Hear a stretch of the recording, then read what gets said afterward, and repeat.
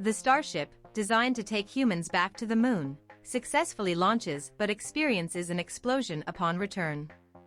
The largest and most powerful spacecraft developed by humanity reaches space, but its booster detaches prematurely due to an uncoupling, leading to the self-destruction of the spacecraft 3 minutes later. The Starship, the largest and most powerful spacecraft ever created by humanity, has successfully launched from SpaceX facilities in Boca Chica and has completed several minutes of flight. However, the spacecraft, designed to take humans back to the moon in 2025 as part of the Martian dream of controversial entrepreneur Elon Musk, faced difficulties on its second attempt. This happened when the booster exploded shortly after separating from the capsule, triggering its self-destruction system.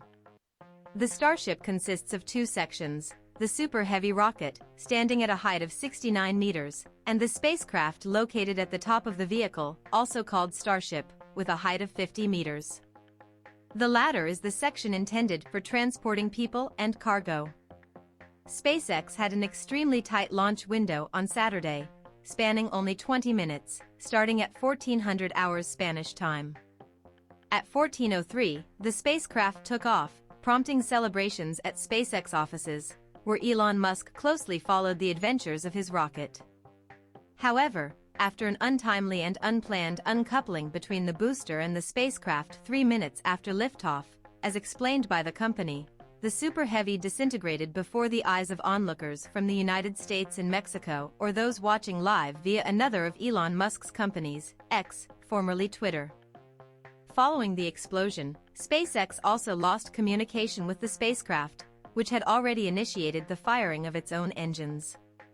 The company believes it activated its self-destruction system over the Gulf of Mexico, concluding the test at 8 minutes, double the duration of the previous attempt.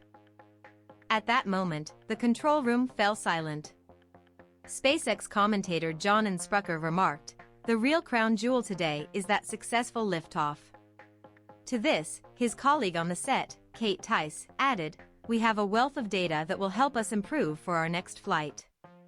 However, the company rejoices in the achievement of this second test, as in the first one conducted in April, the entire spacecraft disintegrated for minutes after liftoff, without even reaching the uncoupling process.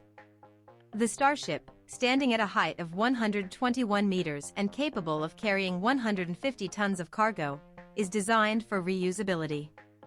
However, in this test, the goal wasn't even to attempt a controlled landing.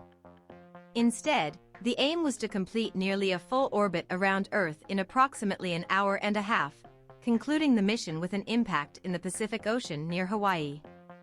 NASA is closely monitoring Elon Musk's progress as he has planned for the Starship to serve as the means of transportation for its astronauts in the Artemis 3 program, set to commence in 2025 with the goal of reaching the lunar surface. To support this mission, NASA has awarded the South African entrepreneur nearly $3 billion. Despite the original liftoff date being scheduled for last Friday, it was postponed until this Saturday. This decision was made due to the need to replace a grid fin, crucial for guiding the rocket during flight and, most importantly, facilitating its landing. SpaceX, the company founded by South African entrepreneur Elon Musk, had to make over 1,000 adjustments to the spacecraft after its initial failed attempt. Now, it appears that numerous additional modifications will be necessary.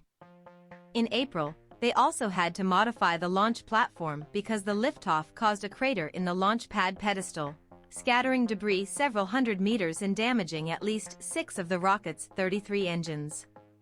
The next phase for SpaceX would involve conducting an in-orbit test of fuel coupling, a crucial stage for achieving success in the designated missions. Previously, tests of the two components, the rocket and the spacecraft, were conducted separately, but so far, it seems they haven't fully integrated successfully. However, SpaceX has a surplus of spacecraft. The company has excelled in manufacturing low-cost rockets made of stainless steel, using an assembly line-like system. The Raptor engines, responsible for propelling them, are produced at a rate of 1 per day with the assistance of 3D printers. Although the Starship is credited as the most powerful rocket ever created by humans, in reality, in the 1960s, The Soviet Union built an even more powerful rocket, the Nozdel 1, with a height of 105 meters, for its failed lunar project. Despite attempting it 4 times between 1969 and 1972, the Soviets couldn't get it into orbit. In fact, Elon Musk has found it much more challenging than anticipated, raising doubts about the viability of meeting the 2025 deadline for the return to the Moon. The power capacity of the Starship is double that of the Saturn rockets used in the iconic Apollo program, which stands as the sole project to have taken humans to the Moon. The last Apollo mission occurred in 1972, and since then, there has been no return to our natural satellite.